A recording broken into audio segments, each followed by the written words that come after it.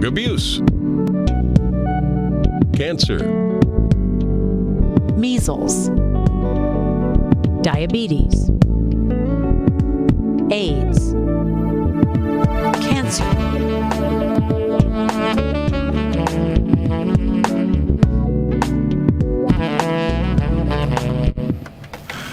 Good evening, everyone, and welcome to our live Doctor on Call program for this evening. It's a pleasure, as always, of course, to bring you information pertaining to your health, and so, of course, to help you, better take care of your health, paying attention to that. It's very, very important. We know the old saying, a healthy nation is a wealthy nation, and so we want to be wealthy.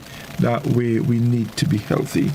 Well, this evening we have with us Dr. Tonia Frame. I'm sure you can recall at our health forum, she did her presentation on the area of public health, and we did promise that we were going to bring everyone back to go into some more details on the presentation. So Dr. Frame is with us this evening, and we will be talking about public health. And of course, we see what's happening nowadays. So that does have some bearing there. So it's my pleasure to welcome to the program again Dr. Tonia Frame. Dr. Frame, good evening and welcome back to Doctor on Call. It's a pleasure. Thank you, and good evening, Godfrey. And good evening to your viewers and your listeners in Grenada and the diaspora, wherever they may be. It's nice to be back. Oh, yes, indeed. And I'm really looking forward to our discussion this evening. Last week, Dr. Ford was with us talking a bit about environmental health, and we know that falls under the area of public health. So this evening, I'm looking forward to the discussion. But before we go into details, I'd like us to just remind our listeners and viewers, and folks, let me just welcome you. My apologies for my bad manners. I did not welcome our viewers on GBN Television, on our Facebook page and YouTube channel, and of course our listeners in K105 FM. So we welcome you, and of course those of you've just joined in, good evening as well. So Dr. Frame, let's just remind our listeners, when we speak of public health, what are we really talking about?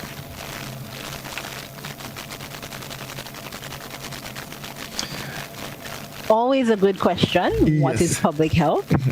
At the forum, I mentioned the definition, which is the art and science of preventing disease, prolonging life, and promoting health through the organized efforts of society. That's the definition that the World Health Organization uses for public health, and it comprises of 5 core areas. Epidemiology, which is the science of public health. That's where you talk about the prevalence of diseases, essentially the burden of any disease in a population. We're very familiar with COVID. We're very familiar with chronic conditions and so on. So epidemiology tells us how much of a disease we have in a population. Among other things, but that's a very simple way of looking at it, right? And tells us what are the problem areas in the population as far as health is concerned and disease burden. Biostatistics, that goes hand in hand with epidemiology, right, to help us to understand the extent of the problem that we're having in the population. And we use it a lot in our research. When we do our public health research, we can't do that, particularly if we're doing quantitative research, counting numbers and so on. We must use biostatistics. And Dr. Ford last week is in the area of environmental and occupational health, right? So he looks at the things in our environment that affect our health and well-being, right? And then we have the social and behavioral sciences aspect core area, which looks at those areas of our society and our behavior, our culture, and all of those things that affect our health as well.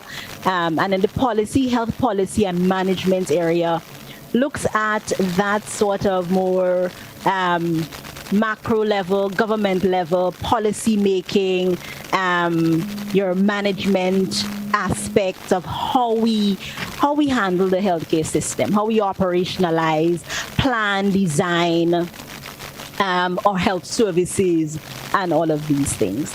So, in a nutshell, that is public health. But probably the most important thing to understand about public health is that it is about prevention. It is very different from clinical medicine as we know it, in that it is primarily about preventing diseases in a population, controlling the spread of diseases in a population. And we have different types or levels of prevention. Primary prevention, we have, with primary prevention, we're focused on implementing interventions in a population before there is any evidence of disease or injury in that population. So essentially, we're focused on our well population. And that's a major difference with clinical medicine, because when you go to see a doctor, you go to see a doctor because you're sick most of the times, right? Most people don't go to see a doctor because they're well. And in public health, we say, we want to focus primarily on our well population to prevent illness, right? At the primary level. And then we have our secondary prevention, which is our second level of prevention. But it's not ideal. At that level, the disease has already started, right? It may not have taken hold, but it has started. There are some some signs of it, but before you're seeing the symptoms, but you may not actually see any symptoms, but something has started to go wrong. A problem has started to occur, right? So, for example, you may go for a screening. We talk about your pap test, for cervical screens and so on, having your high blood pressure, right? Check your diabetes check. Those things are screening. Those are the secondary level where you may discover that you have you may have an underlying condition. You may now have some signs of disease. And your tertiary prevention, that's where your clinicians get involved. That's an intervention after the disease or the injury has really begun. So your screening has indicated that there's a problem, and then your clinicians get involved. Right, wonderful. Now, you mentioned a number of very, very, very important things there. And primary prevention, I want to start there. Primary prevention. Of course, before we can put that into effect, I'm sure there are a number of things that has to be done. Because before we can start that primary prevention, then we need to sort of understand what are the things that we're preventing. Of course, there will be some conditions around. What are we going to prevent? How then do we determine where we start prevention or how we start prevention? Right. So, how do we start prevention? Where do we start prevention? It must be informed by evidence, right? So we can't make wild guesses. If we're making wild guesses, if we don't have any data, any evidence, then we're essentially shooting in the dark. We might as well do nothing. It's wasting resources, those kinds of things, right? So in order to have or launch effective primary prevention, you must have the evidence. And so research provides us with that evidence.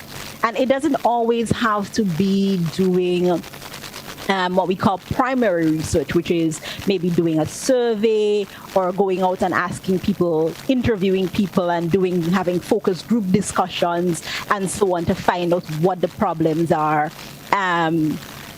We have, by nature, the way that our systems are set up, we collect a lot of information.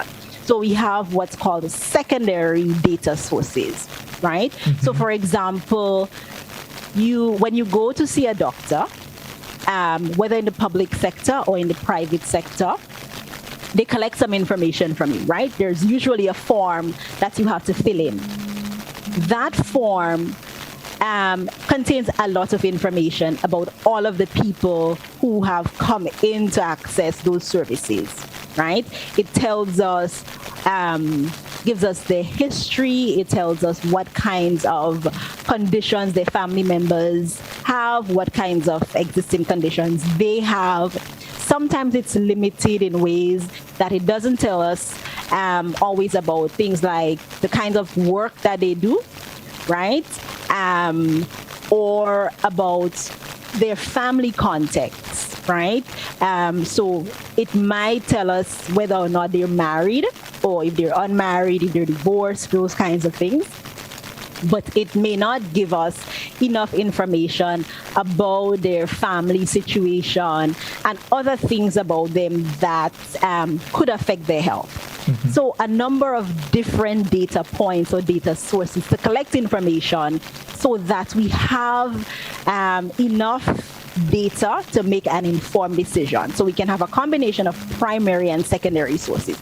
We collect information from the hospitals, from the health centers, from what the Ministry of Health already has, from research reports and studies that have already been published, because no one wants to be answering the same questions over and over. So we start by using the information we have as a first step. And then if we notice that there are gaps in the information, then it's a good idea to go to the people to get more information, whether it's through a survey or a focus group or interviews and those kinds of things. And then we analyze that information and to look at it to see, well, okay, what is that information telling me, right?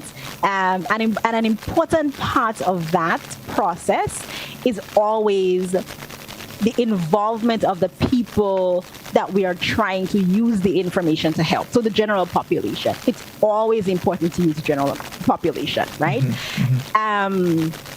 So there is one discipline of research in public health, not only public health, but it's pretty common in public health, called participatory research, whether it's participatory action research or community-based participatory research, and so on. So it means that as you're trying to identify the problems and so on, you're involving the people that matters, right? The people that you're trying to quote unquote help, right? Because what we teach the students is that the people with the problem, the people that you're trying to help, they're the experts, right? We're not the experts. We rely on the information that we collect from them to provide guidance on what the problems are, the things that are bothering them, that are affecting them and causing them to become ill. Mm-hmm. And we also rely on them for information about what could actually help them to make their situation better, right? And so that is how we start that process, by doing a needs assessment, collecting the evidence, right?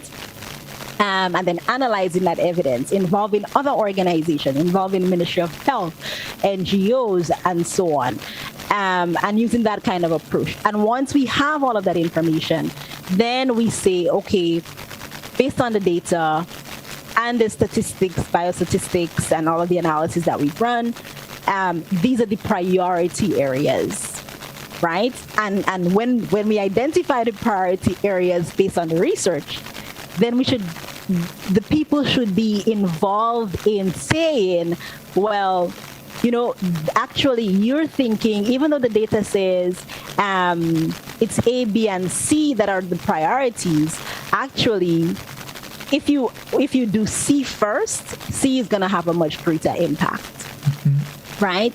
C, we're more inclined to do C, right? A might take a much longer time for us to do. There are too many obstacles to do A, right? But if we start at C, then we can have more impact. We can actually make some progress. So I know it's a long-winded explanation, but it's a process that you have to follow. It's not ad hoc. And regardless of what the health problem is, the public health problem, the process is usually the same. No, it's very very important because the other thing I want to ask you about, of course, we were talking there about the research and how the information is gathered. In doing research, communication is important. How we communicate with the public. I guess we have to understand different communities because they are different. People communicate differently. They have their own little things that, how they communicate.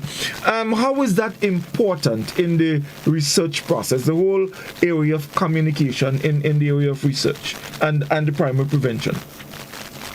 Yeah, it's very important.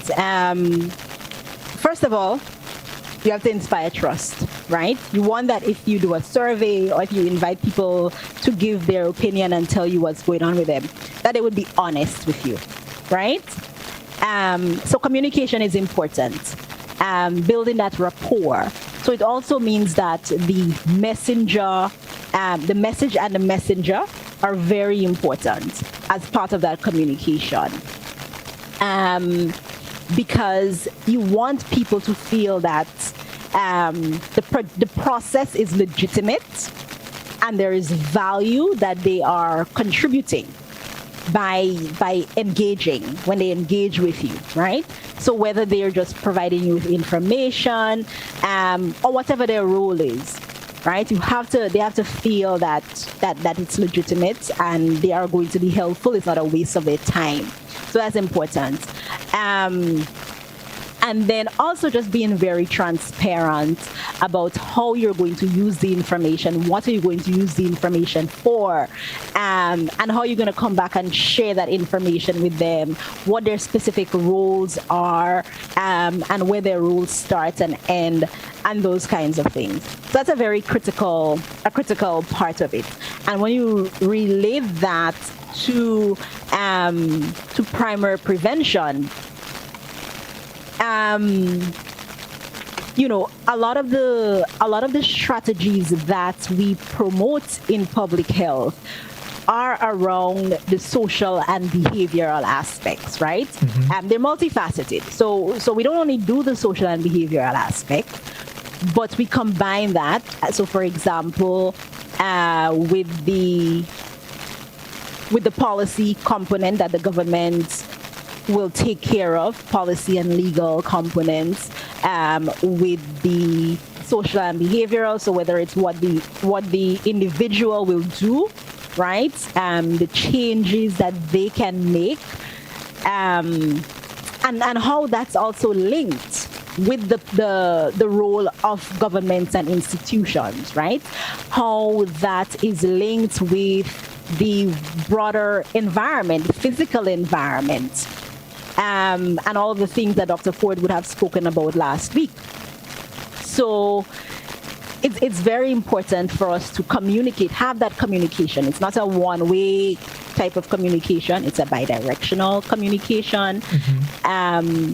That we have to have that information in order to then get people on board. Because once you do your research, then it should be time to implement the action, right? To try to fix the problems that we believe that the epidemiology would have told us that these are the problem areas in our community. So for example, in Grenada, we know that the big area is chronic non-communicable disease, right? In spite of COVID, the big problem for us remains chronic non-communicable disease.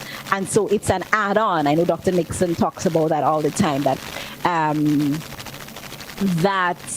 because COVID came on and it's a pandemic and all of that, that doesn't mean that all of the other problems went away, right? They're still here with us. And so how do we then put all of that information together? How do we communicate with the public to, address, not make the situation worse? So there are people, so the people who already have the chronic conditions, people, so specifically during COVID pandemic, a lot of people who should have been identified through screening, right? That they're probably pre-diabetic or pre-hypertensive through screening might not have gotten screened because of the pandemic, the fear of getting infected with COVID and so on. So those people, there's a lost opportunity. And so the communication is important in that sense so that we're able to sort of manage the fear, right, of this sort of new situation with COVID, in addition to saying to people, well, you still need to continue to take care of your health, right? Mm-hmm. You may not be able to, or you may not feel inclined, you may not feel safe going to the doctor to get your check to make sure that your blood pressure is under control, or to make sure that you're just okay generally, right? And people who we already know are hypertensive and diabetic and all those things, to make sure that they're taking their medication, they have a good supply, and so on. The communication is important so that the people who are well, right, can continue to stay well, so that they are eating healthy, they're exercising, they're taking their vitamins, and just all of the things that they need to do to stay healthy during a time like this. So just as an example. Right. Now, so the public health experts go into an area. You're focused on prevention. You want to prevent things from happening. Those who are healthy, you want to keep them healthy, and those who probably are ill or have conditions, you want to help them to get better. And you go to a community and you notice, maybe 60 to 70% of that community, they're diabetic. What's your first move as a public health care professional? Right.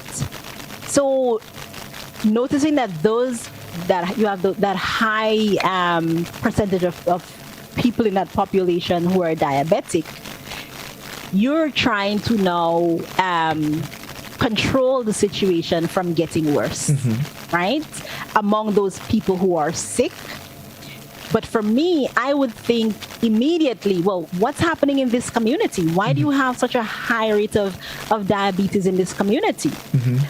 So I would want to look into that. And my first, maybe not first, but sort of simultaneous, because sometimes you have to act, you do a multi-pronged approach. Because you want to ensure that the reason why the 60% are diabetic, that you don't get the other 40%, that you can prevent the other 40%, right? So you might want to undergo a major screening campaign in that community to identify whether or not the problem is more severe than you thought, right? And then for the persons who are already, that 60% that are diabetic, then you have to develop an intervention together with that community, that group of people, to help them to control it, right? And in the case of diabetes, the lifestyle changes and so on really go a long way, right, in helping to control diabetes, the physical activity, the diet. And for different people, different things work better based on the age of the population, sometimes based on whether it is a man or a woman. That might make a difference, right? So you have to understand your population. So before you actually intervene and do something, you need to collect more information. So that is why you start by doing the screening, because you're trying to understand, well, what is happening here? You might, do some interviews. You might have to do a survey. What is really happening in this community? You have to understand what the problem is in that community before you can, launch full force into trying to fix it. Okay, wonderful. I have a follow-up question, but let's just take our first commercial break. When we come back, we would look at it, and then we would move on into the whole area of health promotion and so on and so forth. So we take a short break, folks. Sure. We'll be back with you in just a moment. Please stay with us.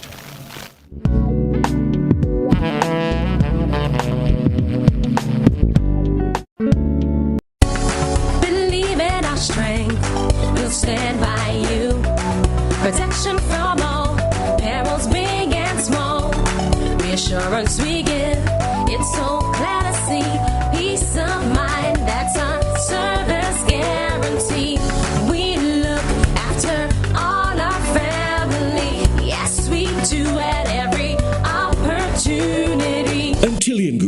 underwriters of all classes of insurance solutions for your protection and investment. Live well financially. If there was ever a time to keep and stay healthy, it's now! We at Hills and Valley are here to help you take deliberate steps to maintain your health. We stayed true to maintaining the most comprehensive rates while stocking the widest range of medicines and health devices, including personal protective equipment. There are so many benefits shopping with us. You get great savings through discounts for senior citizens and reward cards for loyal customers. Ask about owning yours today. Visit us at Halifax and Grenville Street, St. George, Jubilee Street opposite the Grenville Bus Terminal, and at Hillsborough, Carrico. Our wholesale distribution on Halifax Street also stocks the widest range of pharmaceuticals. We are with you on the hills and in the valleys. We are Hills and Valley Pharmacy. If prosperity really matters to you, come home to Grenada Cooperative Bank. Since 1932, we have shared the same values: financial diligence, investing with prudence, transparent compliance, consistent performance. Welcome home, Grenada. No matter the economic climb, we always stand the test of time. Welcome home, Grenada, the bank that goes the extra mile. Welcome home, Grenada, the bank that serves with a smile. Welcome to a bank you can truly call your own. Grenada Cooperative Bank. We care because you matter. Co-op Bank. Welcome home. Get Rubigas. Get cooking. Rubigas, clean, safe, and reliable LPG is the perfect solution for your commercial and everyday needs. For cooking at home or barbecuing, choose Rubigas LPG cylinders. Available in a variety of sizes from 20 to 100 pound cylinders. Rubigas LPG, clean, safe, reliable. Are you cooking with Rubigas? Get Rubis, get going. When a loved one passes on, we all need the comfort, support, and guidance of a trusted friend. You can rely on LaCour Brothers Funeral Home. We provide a personalized professional service that exceeds all expectations. Our dedicated staff responds to your every need with the greatest detail, ensuring affordability with a variety of options. Our upgraded state-of-the-art facilities, spacious air-conditioned chapel with live internet streaming, a modern, environmentally safe crematorium, the only of its kind on island, private viewing spaces, large on-site repast center, a modern transportation fleet. Join our burial society today and make personalized arrangements for that final moment as you prepare to enter your loved one into eternal rest. Visit or call LaCour Brothers Funeral Home and select a package that brings added comfort to the entire family. LaCour Brothers Funeral Home and Burial Society, continuing a tradition of excellence.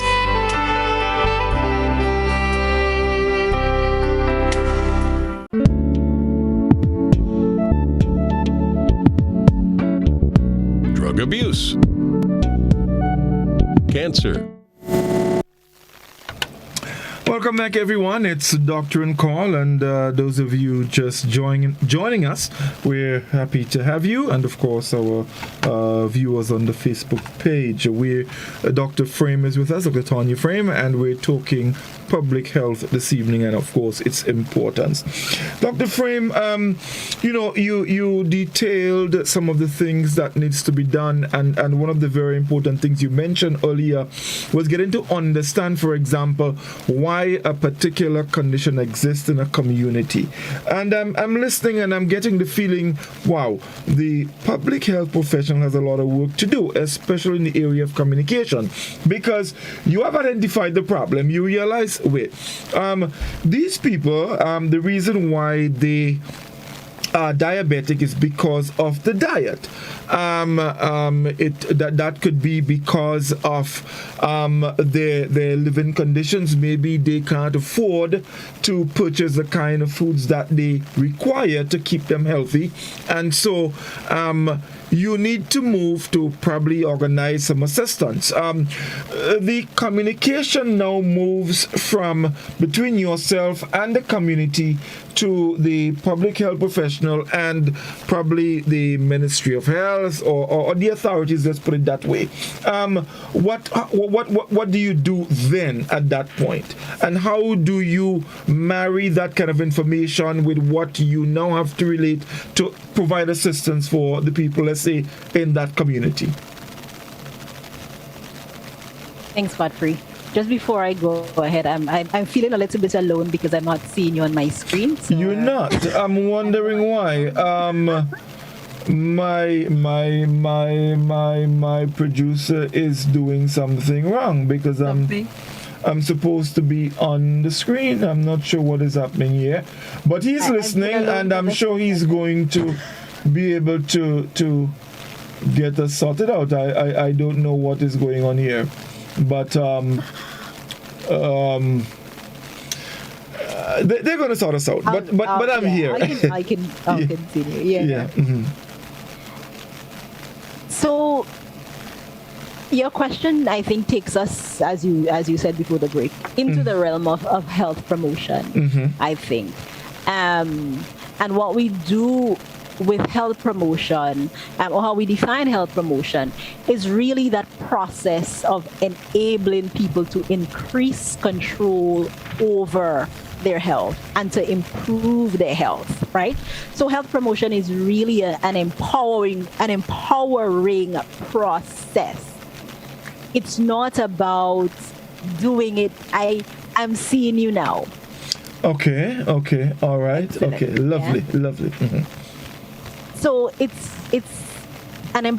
meant to be a process of empowering people, working with them collaboratively and looking at the different dimensions of their life, as I started saying in the beginning, so that they can take control, right, of their circumstances and do what is needed. And I can come back to one of your favorites, personal responsibility. Right? Yes. So if we engage them in that empowering process, and it's a process for a reason, because behavior change is one of the most difficult things to do. We all know that. We all have challenges with some type of behavior or the other that really gives us a run for our money, right? Some of us, it might be the things that we eat. We might have a sweet tooth, right? Some of us might have a salty one. We like, a little extra salt in our diets, right? We may like the fried foods and those kinds of things. Some of us, whatever it is, it might be the alcohol, which is a major problem here in Grenada, the overconsumption. It is. Of alcohol, and we may just have a real challenge with that.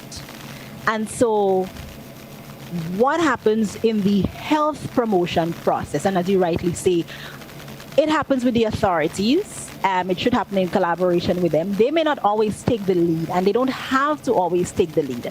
You have other organizations, community organizations, you have civil society organizations that can take the lead in this health promotion process. Because one of the things about public health is that it's not a discipline that is it's not a kind of standalone discipline. There are a number of different disciplines under the banner of public health, right? So, for example, people who work in water, working in public health, right? Because it's important for us to have clean, portable water for us to drink that doesn't have, that when we drink it, we don't get diarrhea and those kind of things, gastro, right? So that falls under public health. Just even our agriculture sector falls under public health, because our agriculture sector is very important for our food security, right? The quality of food that we have access to, the kinds of foods that we eat, that we can afford, right? So agriculture falls under public health. People who work in agriculture, yes, they play a key role, are doing public health work, and they may not even be aware of it. Right. So just as an example, And what health promotion would do is to give people this kind of information. Help them to understand how the different aspects of their life, the different circumstances contribute to their well-being and to their ill health. Right? Sometimes we focus only on the negative.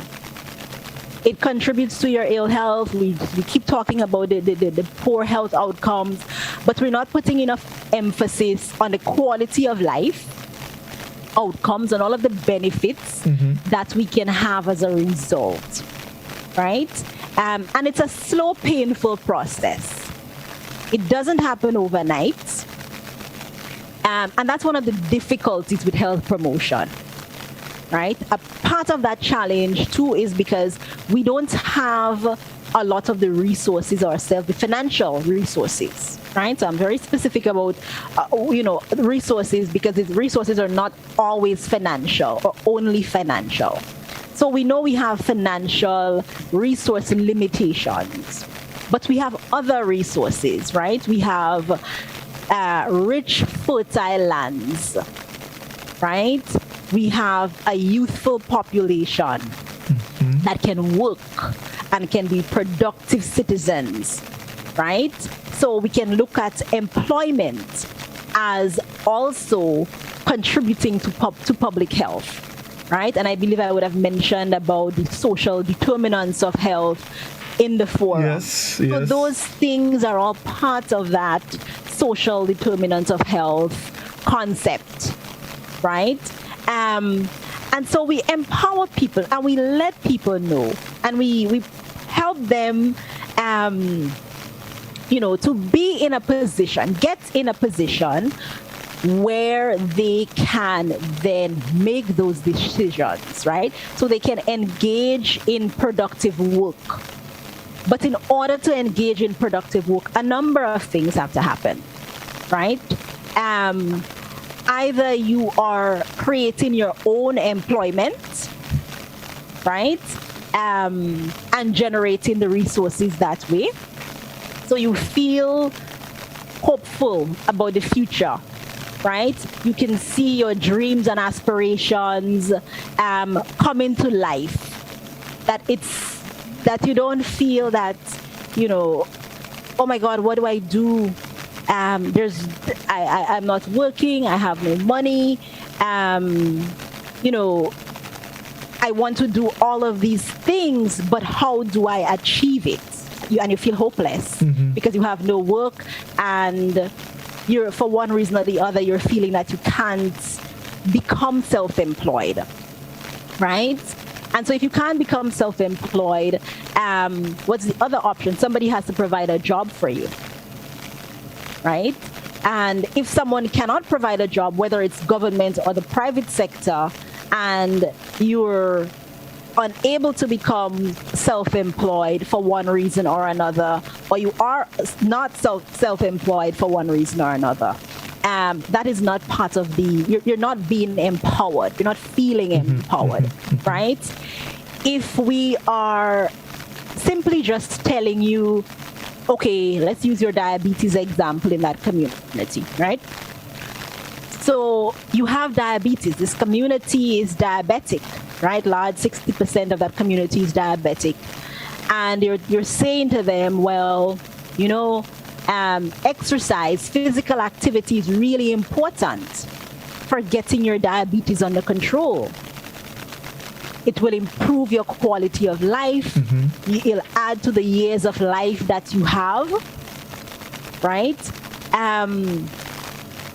But how do they include physical activity in their lifestyle? Is there a recreational facility in the community, right? Is there a sidewalk? Is there a dance class? Is there a walking club? Something, right? Not just them. So then we're focusing on another really important part of public health, which is the population. So public health is never focused on the individual. right? Clinical medicine is focused on one person at a time. Public health is focused on groups and populations. So we'll say, okay, this community has this 60% people with diabetes. Let's do a community intervention that involves groups of them. So whether it's the entire 60% or some subset or some grouping of that 60%, right? And so we work with that community, and they'll tell us, going back to the research and how do we, assess and so on. We ask them, so what do you like? What do you want to do as physical activity? Do you want to have start a farming group? Do you want to have a community farm where everyone contributes to that? So you get physical activity that way, and not necessarily having to go out and buy gym clothes, shoes and sneakers and slacks for gym or leggings and all the fancy things that we feel go along with the gym membership and all of those things. That's nice, but that's not necessary, right? And they would be the ones telling us, right? Sometimes they're a little stuck and you have to give them a kickstart. And then, but they get into it, and sometimes they have a lot of ideas. Most times they have a lot of ideas, right? And so they may say, oh, no, we don't want to do that. We don't want to do farming, but we want to do, there. A lot of people, maybe in their younger days, they used to play cricket, right? They used to play cricket. So maybe we could start up a little cricket club. Yeah, we come out in the evenings, we form a couple of teams in the community, and we go out and we play cricket. We get some exercise that way, right? Maybe we do the young heads versus the old heads, the men against the women, whatever, right? And that's how the empowerment starts. The empowerment has to be the community making the decision. The minute time the community is not making the decision, we're not making progress. Because it means that whenever you're not there in the community, whenever your back is turned, think of it's like children, right? You're telling your children what to do. They may not want to do it, but they do it because you're standing over them. Right. The minute time you turn your back, they just go back to doing what they want because they didn't want to do it in the first place, right? But if they're making the decisions, they feel empowered, and they feel that, the day you don't show up to make sure this thing happens, they show up and they do it anyway because it's what they wanted to do, and they're in control and they're leading it, right? So how you partner with them, you may have to provide them with some little resources. It may not be a lot, but you may have to provide them with a few little things. But the rest of it, they take care of it themselves, right? They take the initiative. They're proud of it. They want to do it, even when you're not there. And then they're really happy when you finally show up to say, yeah. So now we noticed you didn't come this last few weeks, man. But, we organized we organized a little tournament. We got a little sponsor from, considering I'm from Shanty Mill, we get a sponsor from Mr. Lal Singh down in Calico. He gave us a couple of prizes and things. And we had a little thing, Next month we have a little competition with a team down in Moncraven down there, right? And you have, it's now kind of catching on. Moncraven organize their own little team, right? And they bring in some physical activity. A different community might opt for something else, right? But that is the empowerment. The empowerment health promotion cannot be successful if you're not empowering, helping people to become empowered. Because you have to let go. You have to know that the power doesn't lie within you. The power lies within the people. Right? That's where the power lies, within the people. The people have the power to change. The people have the power to make the right decisions. But the people have to feel empowered. They have to feel that they know how to do it. Right? So you're there providing them with a little guidance.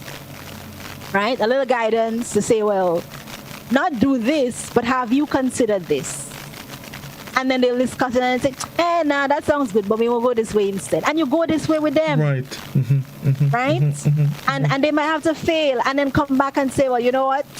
Maybe you were right, we should have gone this way, but, So they're practically leading the process. They lead in the process. Right. Yeah, they have to. That's the only way it works. It's a long process, but it's the only way that it's going to be sustainable. And one of the reasons why we don't have these kind of sustainable community empowering processes is because we don't have some of the resources. And so we rely on other people for resources, and those people have criteria, right? Those people have a criteria. They have their own agenda. It may all be very good, but it may not be what we need at the time, right? So there may be that kind of conflict, that tension, but ultimately it has to be driven by the people. Okay, wonderful. Dr. Frame, the issue of, we spoke a lot about promotion, and I guess some health programs would fall under that. And there are a lot of, programs that can be instituted or organized where people can also be empowered. You give them information, get them to understand. So, for example, if we stick with diabetes, get people to understand what it is, how someone can become diabetic, how you deal with it, and all of that. But aside from that, how important is health policies in public health? Health policies are extremely important because some things you need a higher level, maybe you could say a little push that we won't do of our own volition, right? So we may need health policies can give us the little push that we need to do some things, and it's one of the ways that you can have large impact in a short time if the policies are implemented and enforced, right? Because one of the things that happens not just in Grenada, but in a number of different settings. We develop policies, but they're not implemented. And so that's a real challenge. Even if you think about laws, we have lots of laws, but they're not always implemented, right? So when we talk in public health, we talk about policies and legislation kind of hand in hand, because some things have to rise above the policy level and become legislation, right? It has to become a law. But we need the policies so that we can get more kind of broad-based action in a more organized way.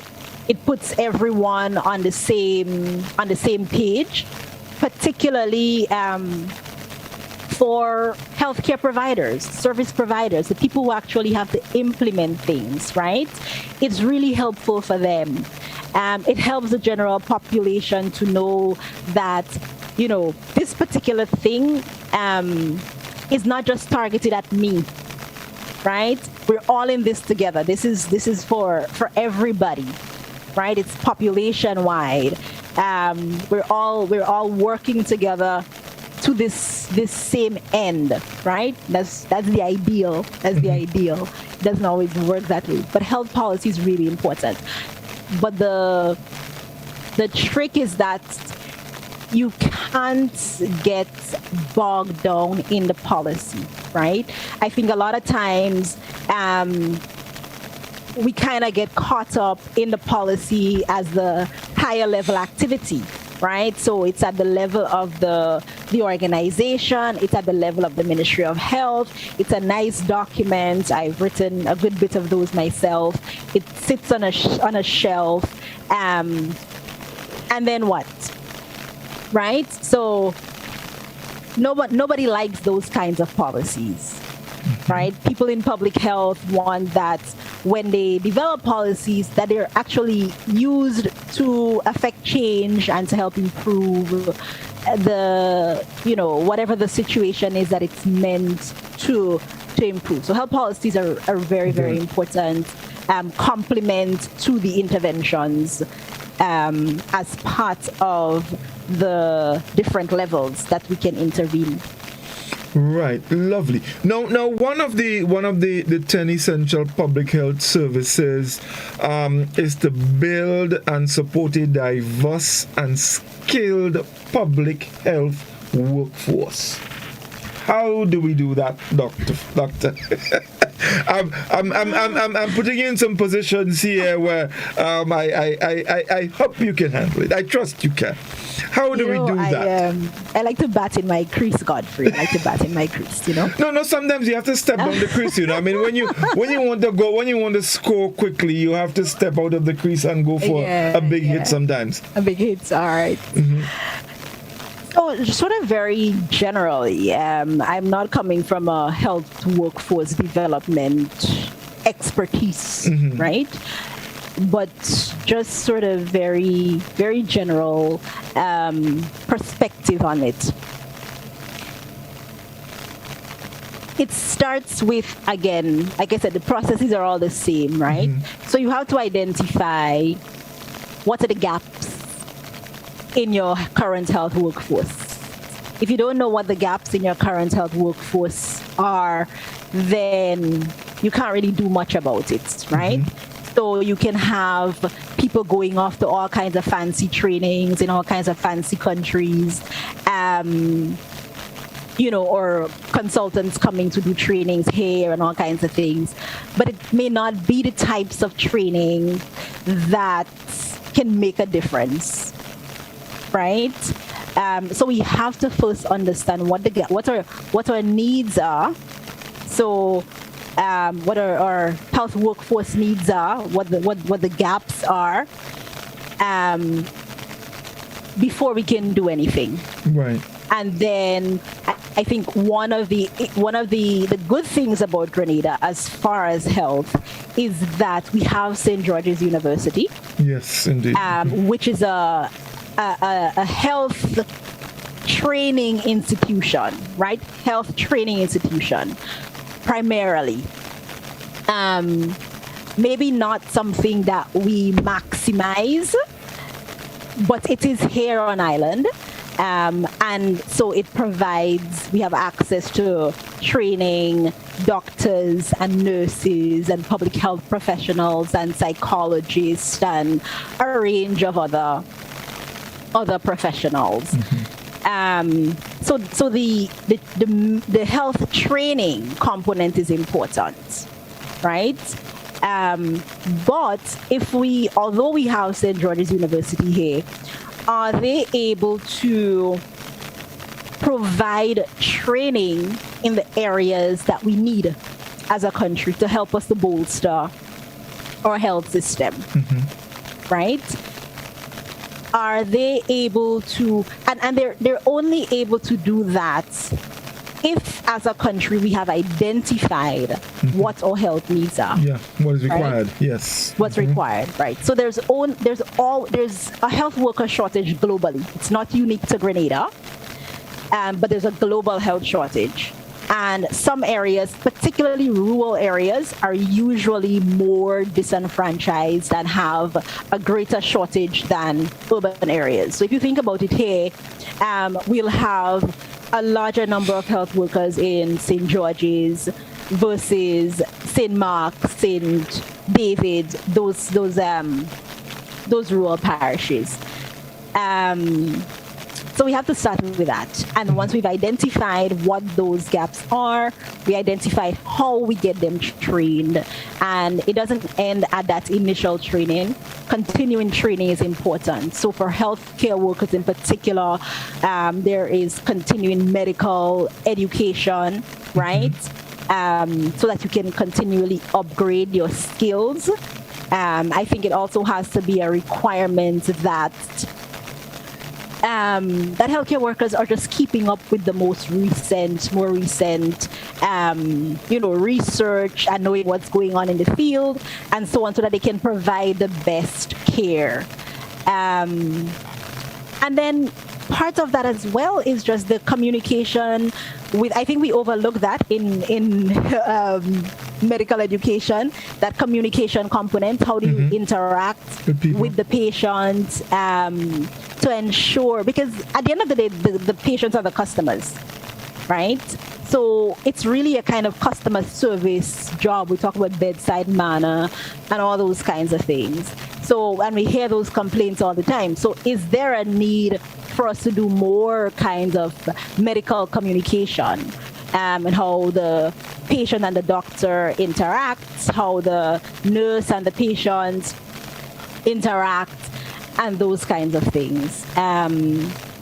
Yes, and then as well as incentives, right?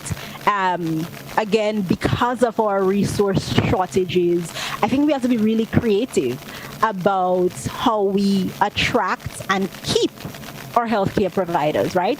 Because they can go off to the UK, they can go off to the US. They're always very enticing opportunities elsewhere that pay a whole lot better than we can ever imagine here. But I think we have to, our healthcare providers do a lot of years of training, right? And so I think it's only fair to them that they feel that they are earning a decent salary, a respectable salary, right? They have job security. And so even if that doesn't come in the form of a big salary, there are other types of incentives that can make it feel worthwhile for them to stay, right? Can my job afford me a nice, comfortable house for my family, right? Can, let's say the hospital, for example, I have children, I'm working on shift, I'm working late. Is there a place for my child to stay at the hospital while I'm working versus them staying at home? I have to find a babysitter, some sort of child care, I have to pay for that. That takes out of my salary. Those kinds of things. Yes. Right? I'm living in St. Andrew, somewhere in maybe Mount Horn, and I'm working at the general hospital. How do I get back and forth? Right? Especially if I have to work late and those kinds of things. So I think incentives are really important, and coming up with creative solutions to make our healthcare workers feel valued and appreciated and respected, because they do provide an invaluable service. Right? They provide an invaluable service. So I think, it's both sides where the health workforce development is not just focused on the needs of the customers, on the clients, right? The people who get sick, but also on the needs of the healthcare workers, on the providers. Yeah. Well, of course. I mean, if they're not at their best, they definitely will not be able to give their best. So I think this is very, very, very, very critical. Let's take our final commercial break. When we come back, one or two quick questions, and then we'll open our telephone lines and engage our listeners and viewers. So stay with us, folks. We'll be back in just a moment. Measles, diabetes, AIDS. Believe in our strength, we'll stand by you. Protection from all perils, big and small. Reassurance we give, it's so clear to see. Peace of mind, that's a service guarantee. We look after all our family. Yes, we do at every opportunity. Antillean Group, underwriters of all classes of insurance solutions for your protection and investment. Live well financially. If there was ever a time to keep and stay healthy, it's now! We at Hills and Valley are here to help you take deliberate steps to maintain your health. We stayed true to maintaining the most comprehensive rates while stocking the widest range of medicines and health devices, including personal protective equipment. There are so many benefits shopping with us. You get great savings through discounts for senior citizens and reward cards for loyal customers. Ask about owning yours today. Visit us at Halifax and Grenville Street, St. George, Jubilee Street opposite the Grenville Bus Terminal, and at Hillsborough, Carriacou. Our wholesale wholesale distribution on Halifax Street also stocks the widest range of pharmaceuticals. We are with you on the hills and in the valleys. We are Hills and Valley Pharmacy. Here is a little known fact. There is only one place in Grenada that you can get an MRI scan done. That place is Spicile Imaging Center. Yes, Grenada, that's the truth. Other centers could offer you other scans, but Spicile Imaging provides an authentic MRI scan. Here's another little known fact. Spicile Imaging has 3 centers. We operate at Grenville, the Carnage, and at the Ocean House, Grandlands. We provide the widest range of laboratory tests and services. CT scans, x-rays, mammograms, ultrasounds, and a host of other services. We are fully staffed by a team of family doctors and specialists.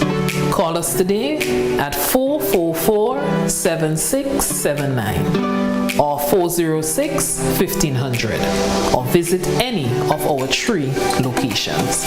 Spicile Imaging, from seeing the doctor to getting lab tests, scans, and pharmacy services. We are here to take care of you. The most anticipated family fun-filled event on the GBN calendar is back. The Maggie King of the Grill. Join us on June 4th at Montrouge. Be part of the culinary masterpiece as the best grillers on island compete for the coveted title of the Maggie King of the Grill. Think you have what it takes? Be part of the action. June 4th. Book your spot. If not, step away from the grill if you can't handle the heat.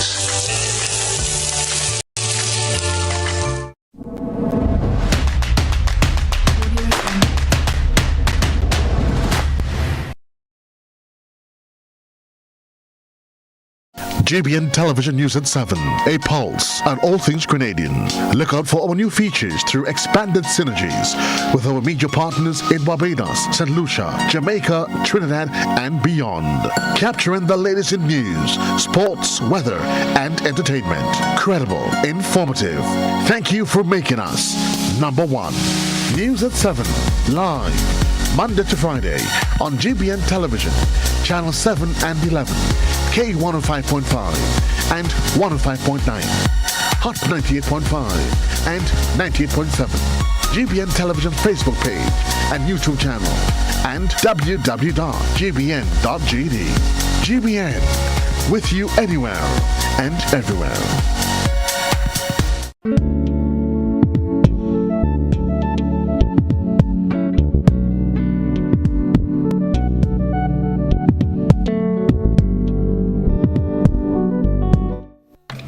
Welcome back, everyone. It's Doctor on Call.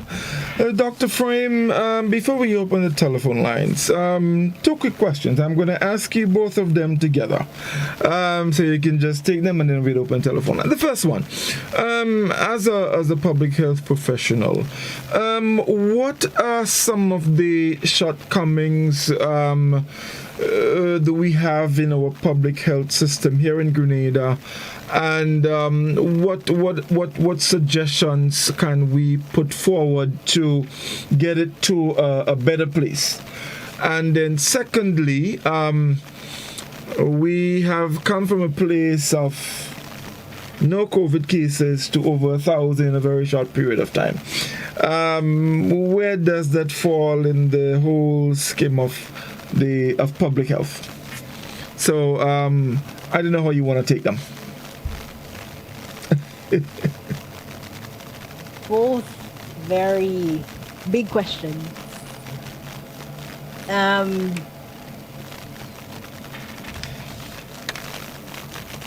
So as far as your first question is concerned, I come from the school of constructive criticism. Yes. Well, that's what it should be. So, yeah, so I think it's, as you say, it's to make us better. No system is perfect. That's right. And there are some things that we do right, and we should give credit. We should give credit for that. Oh, definitely. As I keep mentioning, all of our primarily our financial resource shortage, right? Our limitations there. You've brought up our human resource challenges. Yeah, we could call it shortage as well. So I think at this juncture, in our health system, those continue to be among our greatest challenges. And for me, I think, just finding ways, creative ways, innovative ways, right? The same thing that I discussed for communities and how we work with communities to promote health, that we look inward to our communities. I think we can strengthen our health system in similar ways, right? That the people who are within our health system, that we have to also do an assessment of those people, right? We have to do an assessment of our health system and see be very honest and critical about what our system is doing right and what it's not doing right. And we can't take it personal.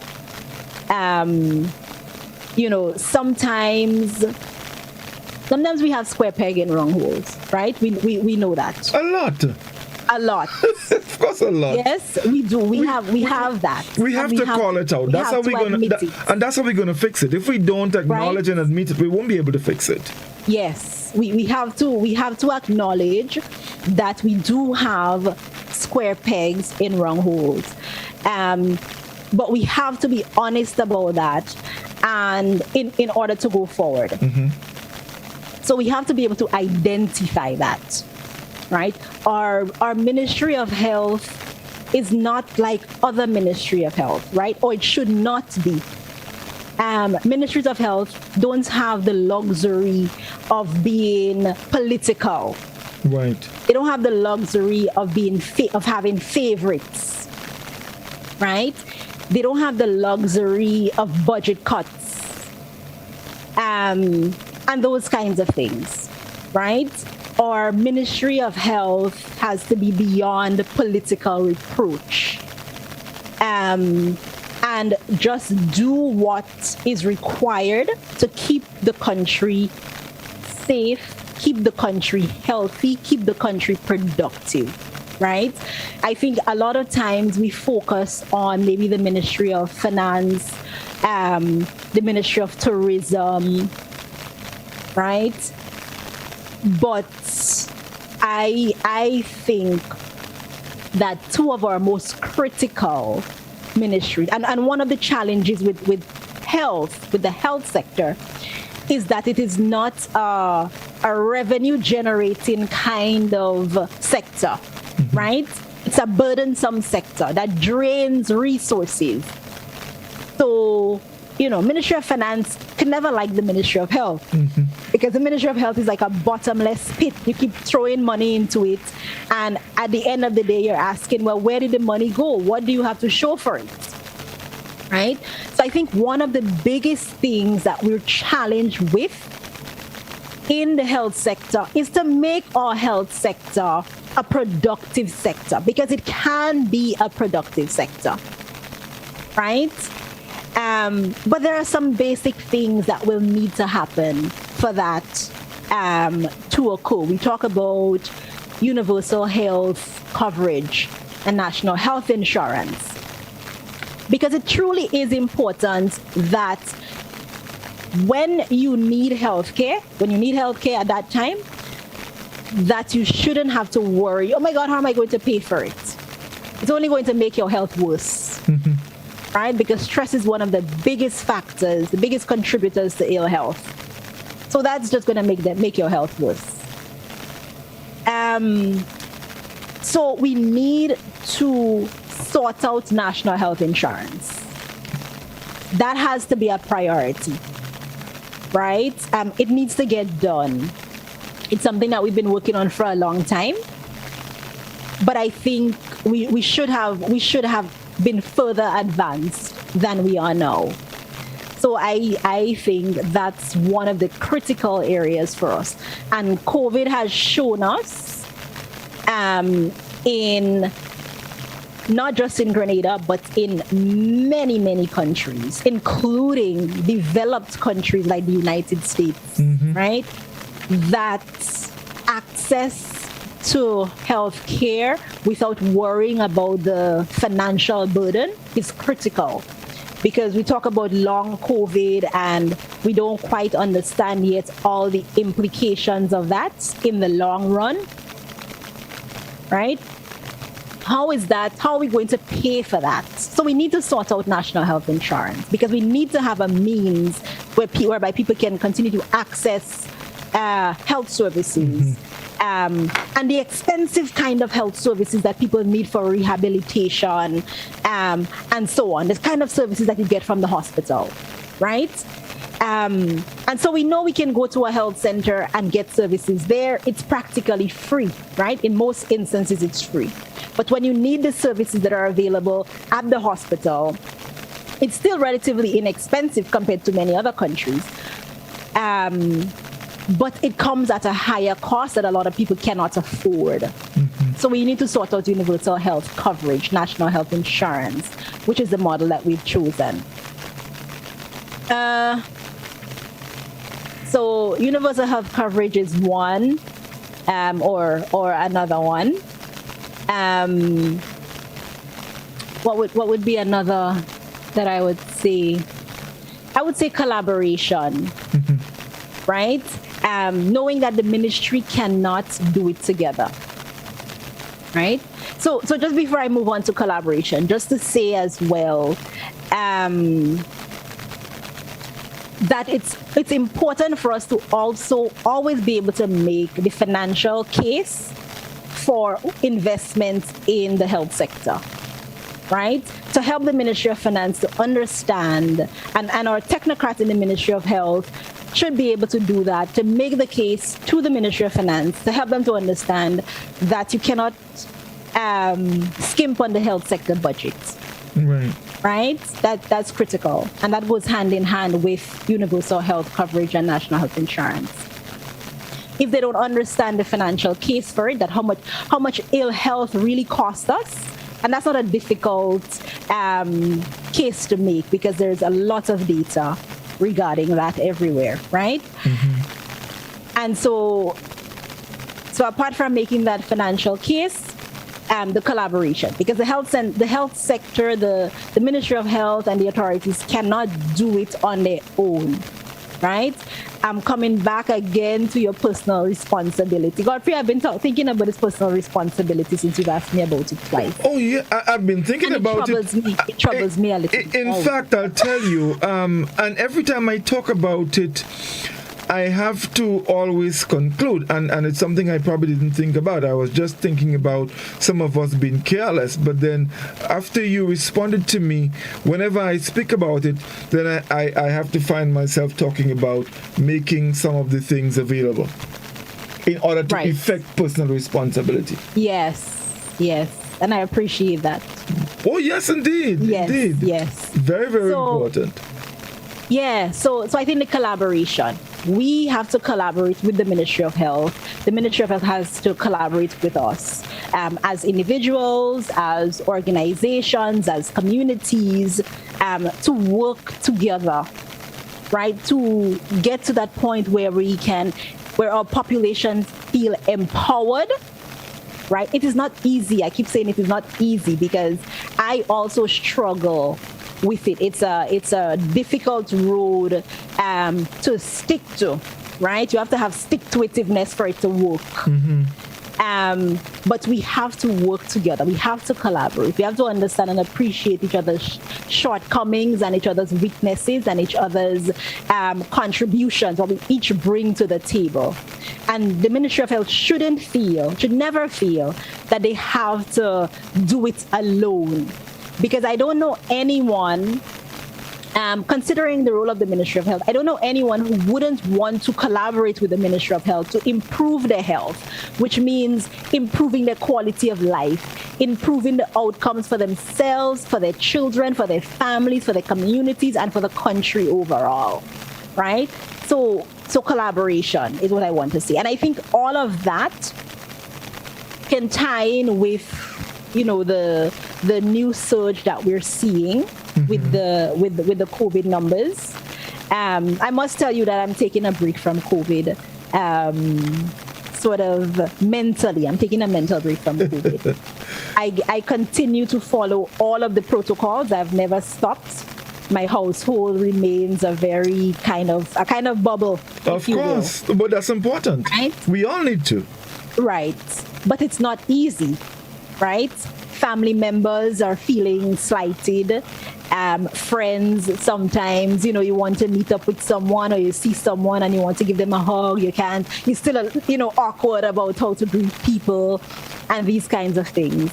But COVID didn't go away, right? It transitioned. We went through some kind of transition, which I don't claim to fully understand, because in my mind, COVID, nothing really changed, except we had what appeared to be a milder iteration of the virus.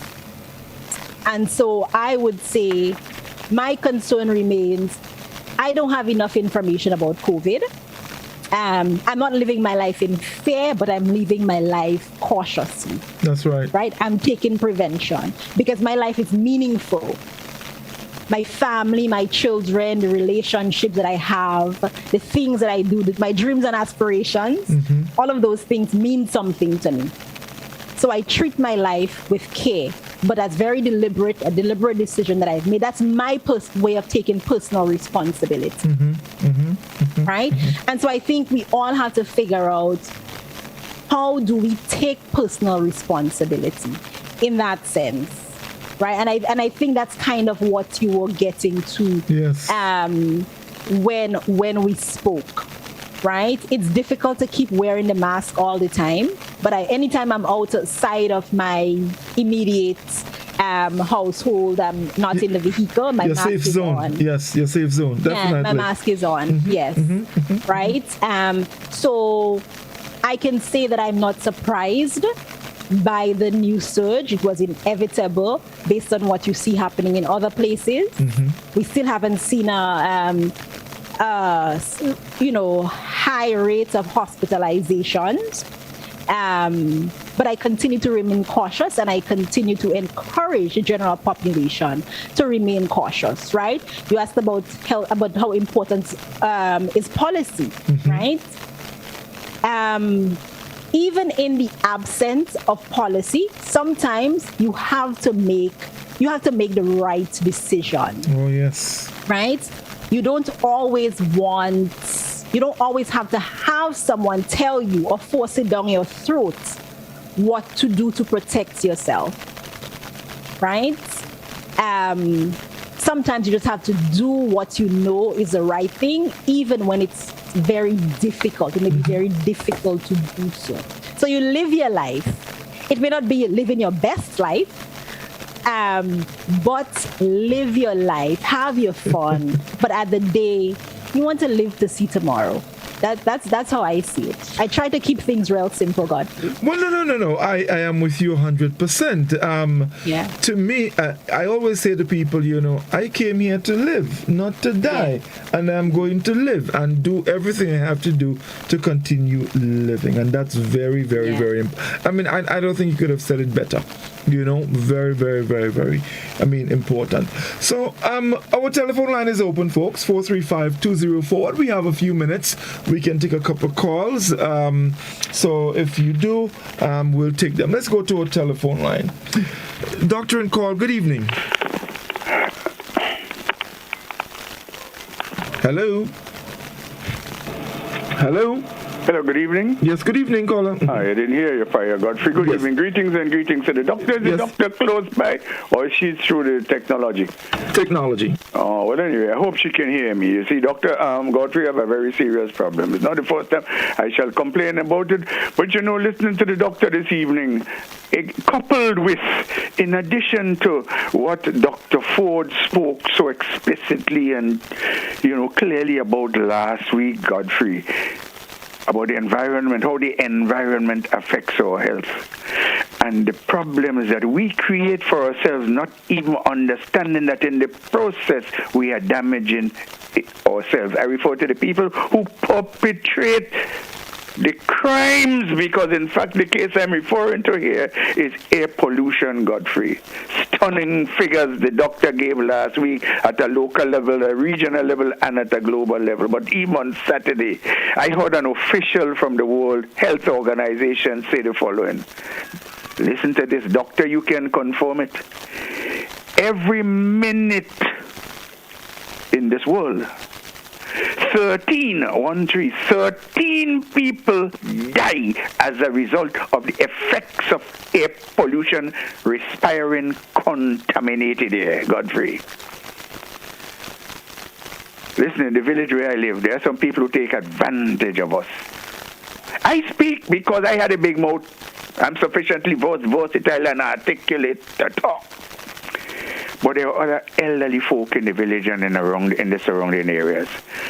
Very close to me, about 30 meters, there's an old woman, 80 plus, suffering with asthma. There's a brother who under me, just about 20 meters or less, who recently had a stroke. He suffers with very serious diabetes. And Godfrey, at a certain distance, I can't estimate, and the people who I talk to cannot estimate it either. People are burning indiscriminately, construction rubble, agricultural stubble, who know what else they're burning. The houses are filled with smoke. The police know. The police know who's doing it, and they conspire. The words they use in the conspiracy cannot be used here because they're too profane, Godfrey. I want to ask the doctor,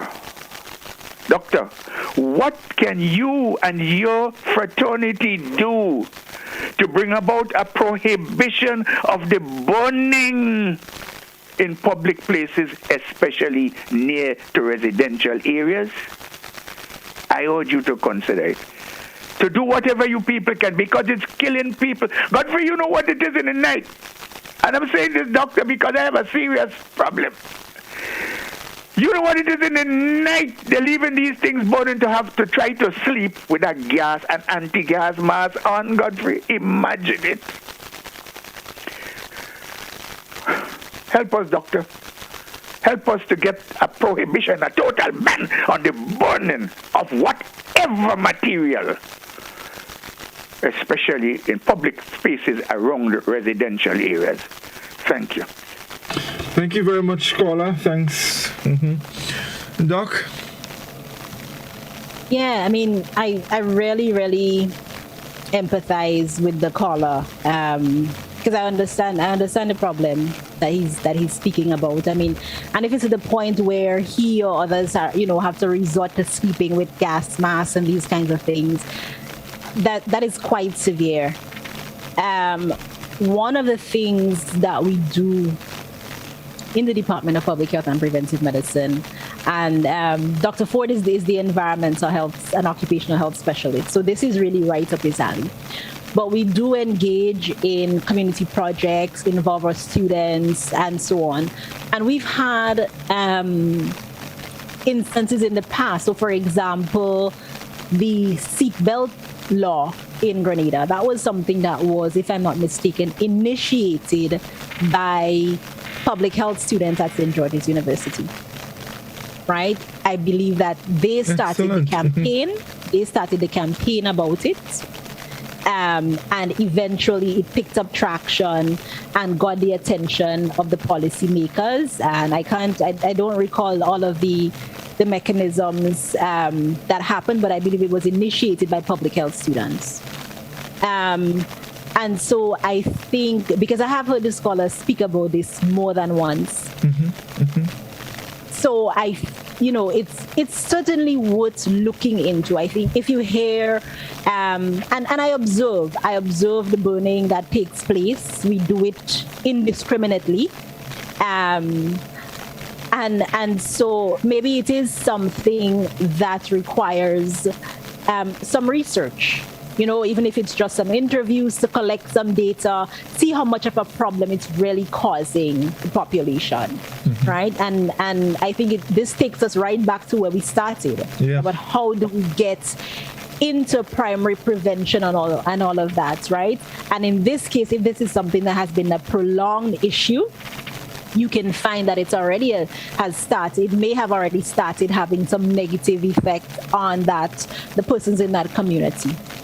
Right, so I think the responsible thing to do would be for academics. Let's say academics. That's where I'm coming from. But environmental health is not my area. But Dr. Ford, I'm putting this issue in your lap. Maybe it's certainly something that we can try to see. We should try to see if we can get some traction on. Definitely. In addition to that, the burning of coal pits in residential areas, and I think, and this is key here in residential areas. We do understand. In the case of people who make the coal pit, some of them they do it for economic reasons, but consideration must be given to doing it in areas where you have other people residing. And personally, I have that problem that I live with daily. Burning of coal pits on a day. So these are some things that needs to be looked at.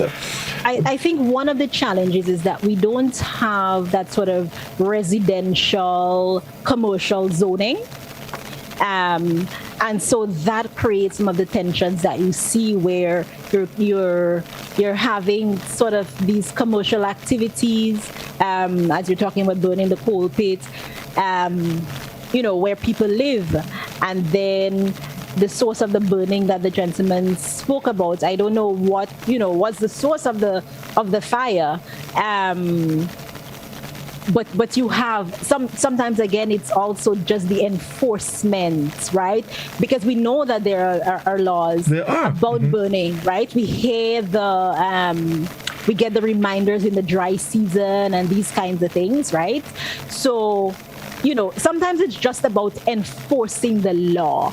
And so it might not even need research, because if there's a law on the book that can address it, it might just take a bit of enforcing the law and just getting the attention of the right authority to just have it investigated and sorted out.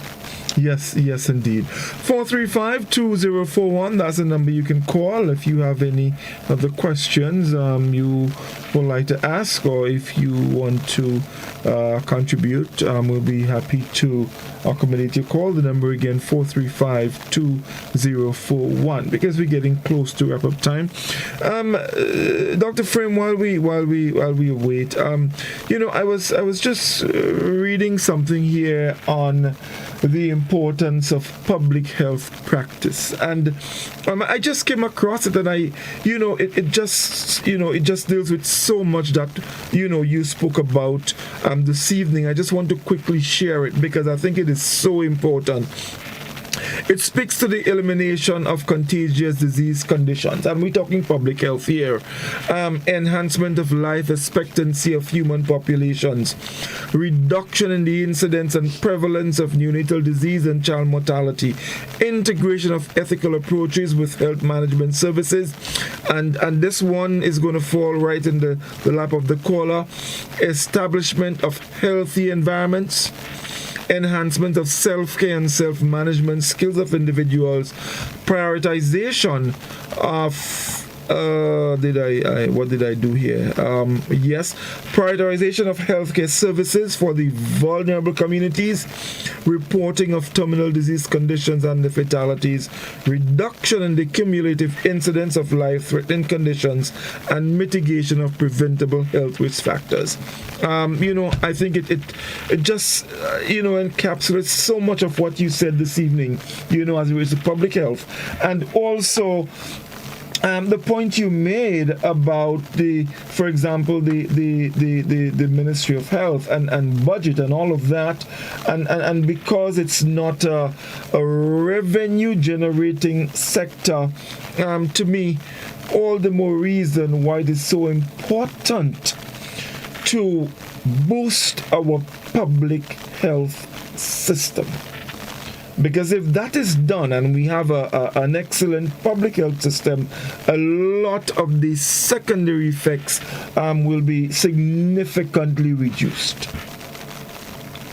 So I think it's so important, and in the long run, I think maybe the Ministry of Health may find themselves, not having to spend as much if the right things are put in place, so that people understand the importance of prevention.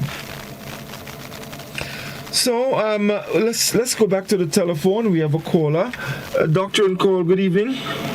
Hi, good afternoon. Yes, good evening, caller. Yes, I want to find out that my food sometimes it tastes so, and it just juke me. Something that juke me, and when it juke me, I say a water plug come up on it. And when the water plug come up, after I make a sore. You make a little sore on my foot. So I don't know what really causing that. I want to find out what is the cause of it. And sometimes the foot itself just stays on it burning me. The foot is burning me, so I don't know what causing that. So I will listen on the phone. Thank you. Good night. Okay, thank you, caller. Dr. Frame, I know you was having some problems hearing, but the question that she asked, I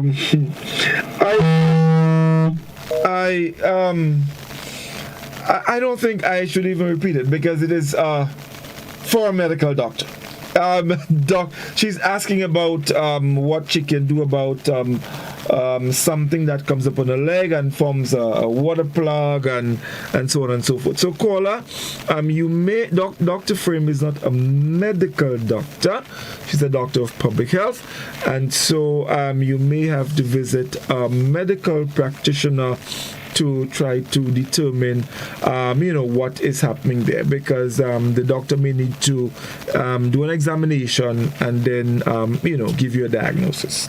So I cannot help you, and I don't know that Dr. Frame can help you out here at all. Yes, indeed. So, Doc, we're practically out of time, and so I would allow you a minute to make any closing remarks that you would like to before we wrap for this evening. Just to say, Godfrey, thank you for having me this evening. I'm usually not too keen on doing interviews and those kinds of things. I prefer the background. I don't like the foreground too much. I like to do my work quietly and get on with it. But I do appreciate the opportunity to every once in a while engage with the public and just share a little bit about my passion, because this is my passion. This is what I've spent years studying and the area that I work in now, and it's an area that means a lot to me. And I agree. I think I just want to close with what you said, in that if we put more resources into primary prevention, it will be better for us in the long run. I think, as Grenadians and Caribbean people, and globally, we're used to the phrase or the cliche, an ounce of prevention is better than a pound of cure. Oh, yes, indeed. Right? And it's not just better, but it's cheaper. right? It's cheaper as well. And there are so many things that we can do, that we can each do.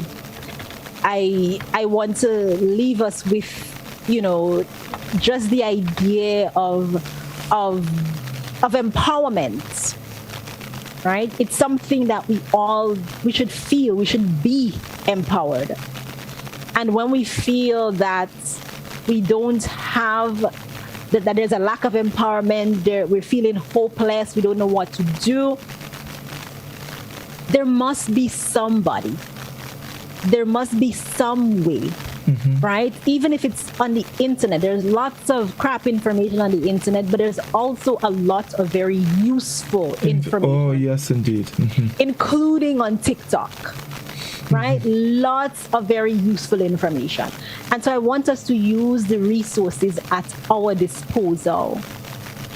So every day, learn a little bit, just a little bit, about how we can take care of ourselves, about what we can do in our present circumstance to make it better, that might not require somebody else, right? What we can do. And whenever you come across the feeling that you need support, know that there are people there to support you, right? There are people that support you. You're not alone. We're all working towards the same thing. So it's not, ultimately the most important thing is good health. It's being healthy. I don't think I know anybody who doesn't want to live to a ripe old age where they are independent, they have the use of all of their faculties, sound mind, they can walk strong without a cane, and they can still do things for themselves, they can still cook their own meals, right? They can still go to the supermarket, take a walk, go to the beach, right? So, but it starts with us having some knowledge, information about how to protect our health, how to promote our health, how to prevent ill health. Get a little bit of information every day and find the resource people. Use the internet for good. Yes. Right? Use the internet for good. Yes, indeed. Yes, indeed. To help to advance ourselves, help to advance our communities, and ultimately to help advance our country. Dr. Frame, thank you so very much. But I have to take you up on one thing. And, I want to give you in Grenadian. Huh? So forgive me. I want to give you in Grenadian. Now, folks, just now Dr. Frame said she don't like to do interviews and things like that. I know you listen to her. And I know how much you've learned. And I am sure you will agree with me if I say to you that there is so much about public health to talk about that we should bring Dr. Frame on the program every week for the rest of the month. What are you saying? If you agree, let me see your hand. Dr. Frame, I thank you so very much. So much has come out here tonight. I am so happy, and I'm certain that people have learned a lot. And every time we do this, I think more and more we are getting to better understand the importance of prevention. So, folks, I will be calling on Dr. Frame from time to time, as she says, to be on the program to chat with us. I am not going to keep her away too long because she has too much information that we need to know. Dr. Frame, thank you so very much. It was indeed a pleasure, and I can't wait for our next program. Thank you, Godfrey, and thank you to your callers and your viewers and your listeners as well. Have a good night, everybody. Thank you very much. Thank you, folks. That's our program this evening. We look forward to next Tuesday. Next Tuesday, Dr. Nixon will be back. We'll be talking about men's health. And the following week, on the 24th, we have Dr. Robert Yearwood dealing with men's health again. And the 31st, we'll have an oncologist coming in to talk a bit about cancer. So be sure to join us for all of these great programs to come. Until tomorrow, please God, do have a great night. Good evening.